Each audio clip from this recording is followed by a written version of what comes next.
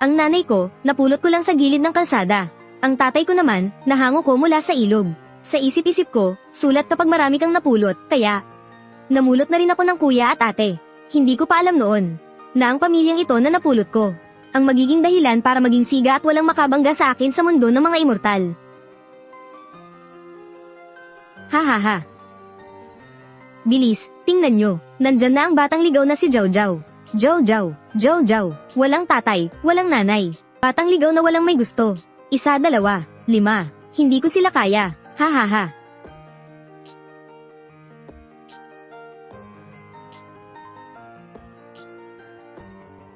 Tumakbo ang batang ligaw. Tara, laro na ulit tayo. Dito ulit natin siya abangan bukas.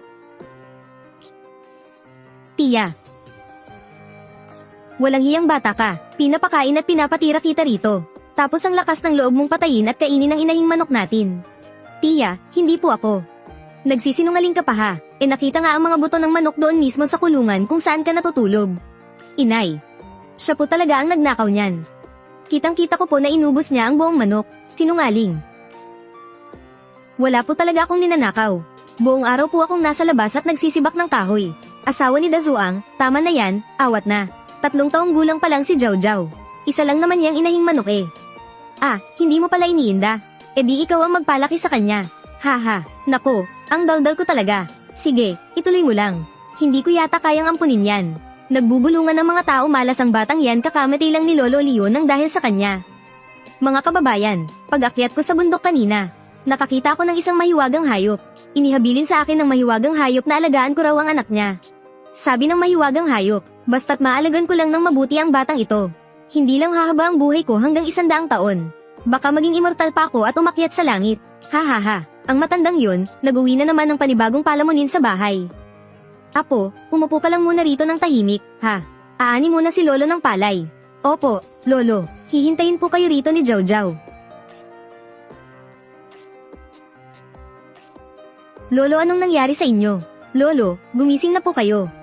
Siya ang may kasalanan kung bakit namatay ang matandang si Leo. Isa siyang malas na napulot lang sa bundok. 2 buwan pa lang ang nakalipas nang mamatay ang matandang si Leo dahil sa kamalasan niya. Tapos ngayon, gumagawa na naman siya ng gulo. Salot talaga ang batang yan. Tiyak na madadami tayong lahat sa kamalasan niya. Nawalan ako ng ilang itlog noong isang araw. Baka siya ang nagnakaw nun. 3 taong gulang pa lang pero magnanakaw na. Paniguradong lalaking masamang damo yan. Nawawalan din ako ng ilang repolyo sa taniman namin. Wala po akong ninanakaw. Hindi po ako ang kumuha nun. Bakit ninyo? Bakit ninyo ako pinagbibintangan?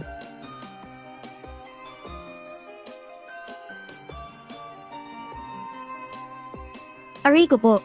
Pangahas na nila lang. Ang lakas ng loob mong tapakan ako. Gusto mo na bang mamatay? Papasensya na po. Aso, saan ba nanggaling ang paslit na to? Isa kang asong nakakapagsalita. Lapastangan. Isa akong banal na hayop. Ang kapal ng mukha mong tawagin akong aso. Gusto mo bang mamatay? Banal na hayop po kayo. Narinig ko na po sa mga lolo sa nayo ng kwento tungkol sa mga banal na hayop. Sabi nila, kaya nyo raw gawin ang lahat. Kaya nyo rin daw buhayin ng mga patay. Tama, ako nga ang tinutukoy nilang banal na hayop. Banal na hayop, nagmamakaawa po ako sa inyo. Buhayin nyo po sana ang lolo ko. Dati, noong nabubuhay pa si lolo, mabait ang lahat kay Jojo. Ngayong wala na si lolo, palagi na nila akong inaaway. Lumayo-layo ka nga sa akin.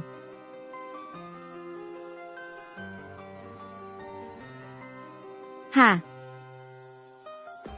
Anong problema mo? Paslit ka. Bakit ba ako naging spirit beast mo? Spirit beast, ayos ka lang ba? Hindi. Bata, putulin mo na ang kontrata nating 2. Kontrata. Ano yon? Huwag mo nang isipin yon. Basta isipin mo lang ng mabuti. Na gusto mo nang putulin ang kontrata natin, tapos na. HMM. Paano ba putulin? Isipin mo lang na pinuputol mo na, ayos na yon. Susubukan ko.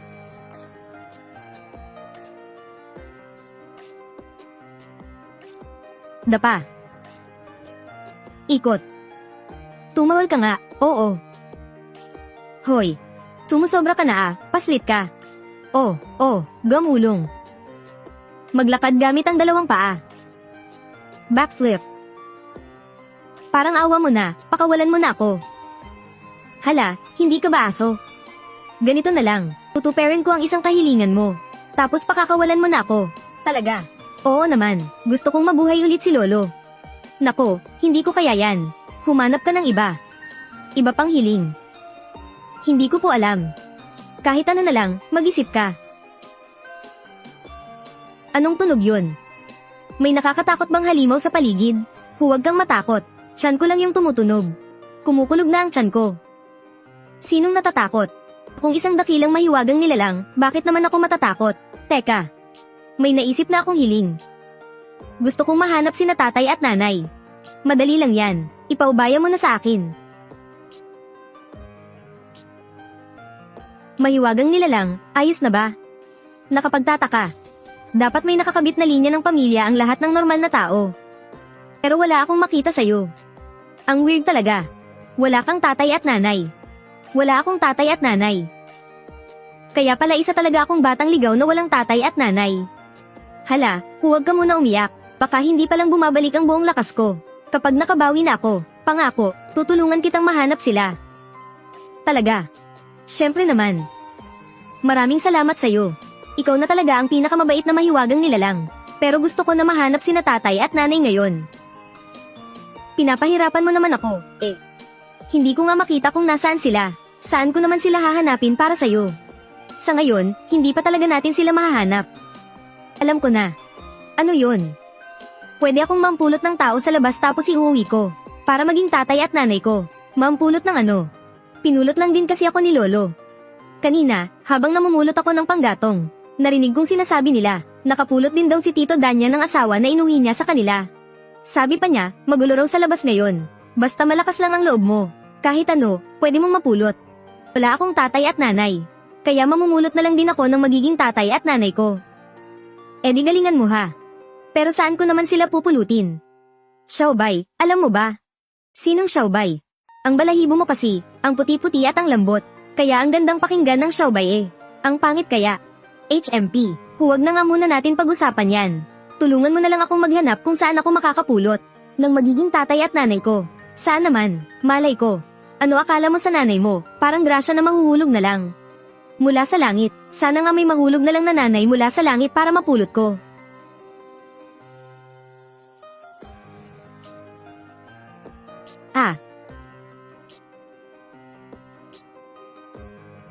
Xiaobay, may nahulog nga na nanay mula sa langit. Pero mukhang mamamatay na yata siya. Hindi pa naman siya patay Sakto, kailangan mo ng nanay. At saktong nahulog siya para mapulot mo. Mas mabuti na yung may nanay kaysa wala. Nanay, kakapulot ko pa lang po sa inyo. Huwag po kayong mamatay. Huwag niyo pong iwan si Jiao Jiao. Hala siya. Ang bilis mo namang maka-acting. Nanay agad ang tawag. Xiaobay, tignan mo nga kung may iligtas pa si nanay. Dapat mamamatay na talaga siya Pero maswerte siya. Dahil nakilala niya ang dakilang ako. Hindi na siya mamatay. Talaga. Hehe, syempre naman. Maging tuta man ako kung nagsisinungaling ako. Ay nako. Tumahimik ka nga. Huwag kang magsalita ng mga bagay na nakakamatay sa hiya para sa isang hayop. Xiaobay, sigurado ka bang uobra to? Pagtiwala ka naman sa isang dakilang sagradong hayop, ano ba? Dikdikan mo na yung mga halamang gamot tapos itapan mo sa kanya.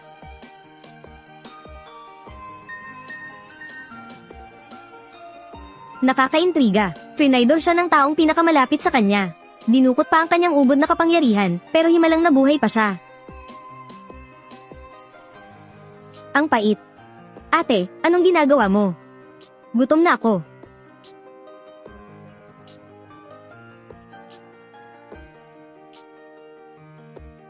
Iniligtas kita noon, naging kabiyak mo, at binigyan kita ng anak.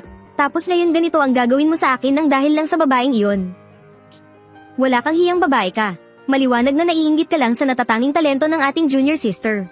Kaya sinadya mong lasonin ang ginawa mong Paildores, para sirain ang kanyang inner core at ang kanyang pundasyon. Wala, hindi ko ginawa yon.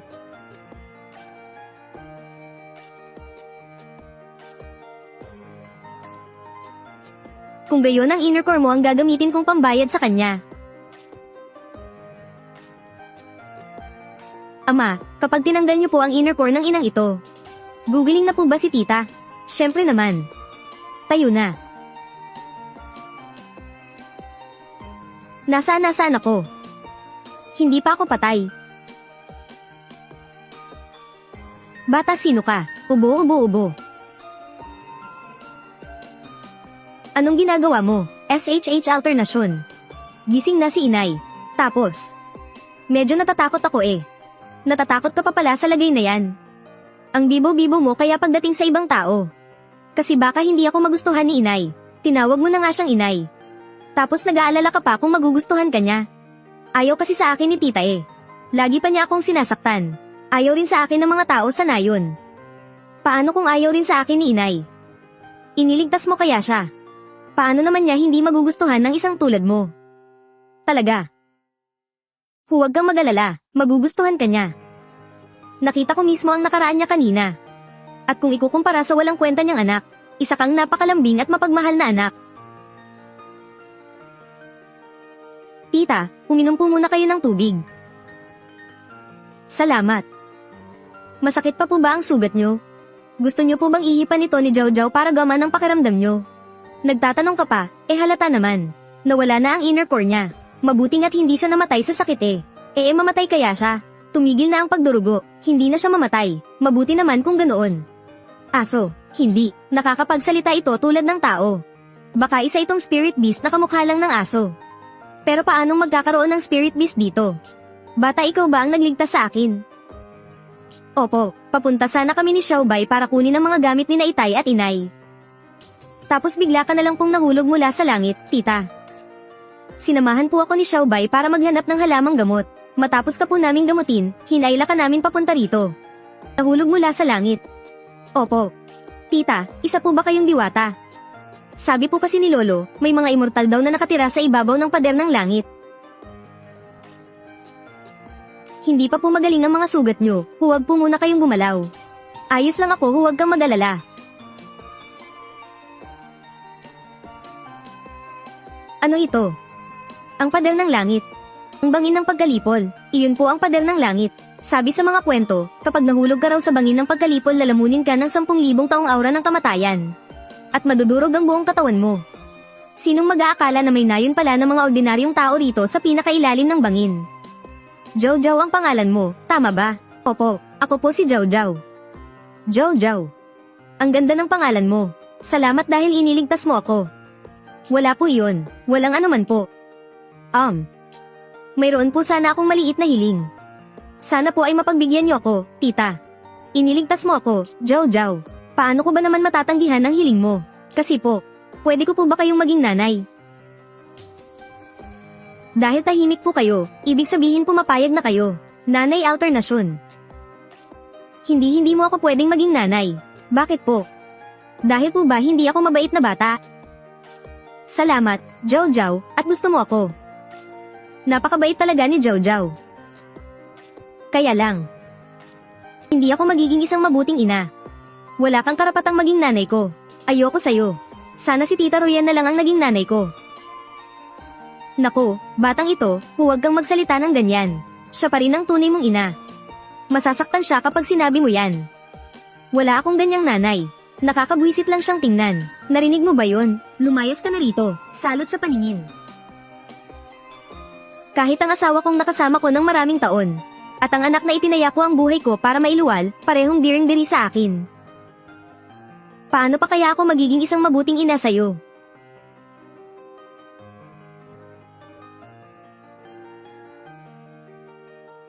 Ang labo naman. Ang cute-cute ko naman. Bakit kaya ayaw ni nanay na maging anak niya ako? Sus, kaya pala kanina ka pa nakatulala dyan, yan pala ang pino-problema mo. Mukha kasing diwata si nanay. Baka naman alam niyang nagbubulak-bulak ko habang namumulot ng panggatong. Ang batang to talaga, ano-ano na lang ba ang tumatakbo sa isip niya buong araw? O baka naman, alam niyang lagi kong inaaway ang ibang bata noon. Nakikipag-away ka rin pala. Kung ayaw niya pala maging nanay mo, edi humanap ka na lang ng iba. Umulot na lang tayo ng bago. Siya lang ang gusto kong maging nanay. Bakit naman? Ang ganda-ganda kasi niya. Tayo na, Xiaobay. Saan tayo pupunta? Huhuli tayo ng manokramo para i-go ng sabaw si nanay, pampalakas ng dugo. Kasi noong nanganak si tita kay Xiaobao, nagkatay rin ng manok si tito para isabaw at mapalakas ang katawan niya. Sinabi na nga niyang ayaw kanyang maging anak, bakit ang bait-bait mo pa rin sa kanya? Gusto ko kasing magkananay. Jojo. Davao. Uy. Tingnan nyo nga naman, nandito pala ang batang kalye na walang magulang. Maghapon kitang hindi nakita, Akala ko pa naman patay ka na. Ikaw ang batang kalye. Mayroon akong tatay at nanay. Hindi katulad mo. Isa ka lang batang kalye na walang may gusto. Jojo. Walang nanay, walang tatay. Batang kalye na walang nagmamahal. Batang kalye.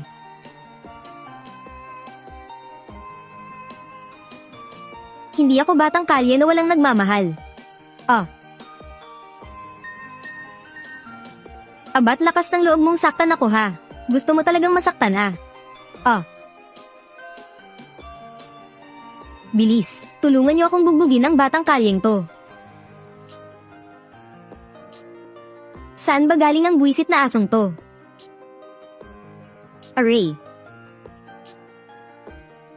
Aray, ang buwisit na batang to. Kung hindi lang sana nawala ang kapangyarihan ko. Xiaobay, ayos ka lang ba? Tigil, anong ginagawa nyo?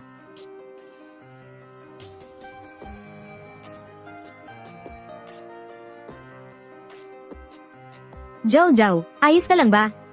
Sabi ni tita ang mga batang nananakit ay masasamang bata. Kung makita ko ni nanay na nananakit ng iba, magagalit kaya siya sa akin. Sino ka ba? Ang lalaki nyo na, bakit nyo pinagtutulungan ng isang maliit na bata?